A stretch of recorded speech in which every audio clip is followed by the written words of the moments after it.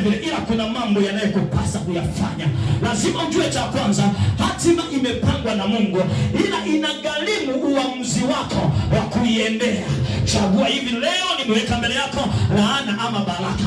Ukimwambia Mungu tiendi ibada, Mungu ataingilia utashi wako. Biblia, Mungu alichotufanyia sisi, ametupa power to choose, nguvu ya kutaka, nguvu ya utashi. Yesu akija sasa hivi akuuliza unataka kuwa mzima, kama wewe ni mgonjwa usiposema nataka, akuponye. Yesu anachosema nimekubali nitumie kama chombo, nimekubali twende wote kuponya wagonjwa, nimekubali twende wote tukaifanye kazi yako. Hapo ndipo mbingu inakushika mkono, unakuwa unatembea wewe front line, lakini nyuma yako kuna mzee wa siku, kuna Baba mbinguni. Ndipo utakaposema anigusaye mimi aigusa kwenye jicho la Bwana. Ndipo utakaposema vita sio yangu, vita ni ya Bwana. Na leo nataka uamke akili yako, uamke ufahamu wako, ili utembee kwa ujasiri, ukijua vita sio kwako. Kwa nini? Nipo hapa kumwakilisha yeye kwa jina la Yesu.